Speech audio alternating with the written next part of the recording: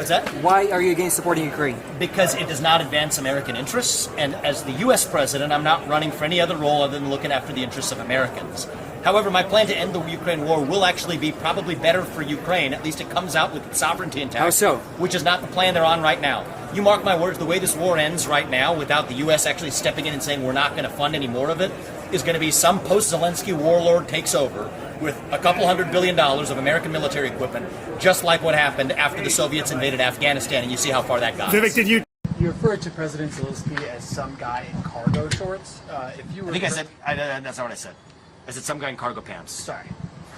As President of the United States, how would you refer to him, and what would your relationship with him be like? Look, my relationship with him is going to be one of candor.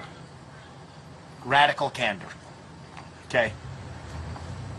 Ukraine is not a democracy. We're not going to pretend like it is one. It's not some model paragon of one, certainly. It's a country that has banned 11 opposition parties.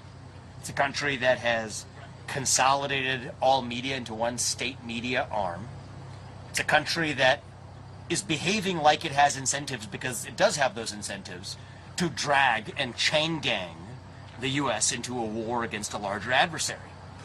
And I'm going to tell him that unlike my predecessors who came before me, I'm not falling for the Pied Piper Act. So let's level with each other and get real. You want to come out with your sovereignty intact? That's not where the story's currently going to end. Right now, you're slow bleeding all of us, including your own people, who are innocently dying, into a war that's not going to end well. It's going to be some post-Zelensky warlord that's taken over a torn-up country that Russia's seized most of slowly after thousands and thousands of people more die. Let's put that to an end and come to a sensible deal that ends this war, that leaves Ukraine coming out with its sovereignty intact. But you're not going to join NATO. You're not going to bully yourself into NATO. You're not going to chain gang us into some war because it's in your incentive to do so. You can continue doing your comedy sets, as it would appear he is continuing to do on a day-to-day basis. But, through what he says, often in terms of the pleas that he makes and the overstatements of what the Ukrainian needs really are relative to the spring offensive that became the summer offensive, that became slowly the gradual grinding to a halt non-offensive. We have to level set in the way that a good investor does. What did he say? It's not charity, it's an investment.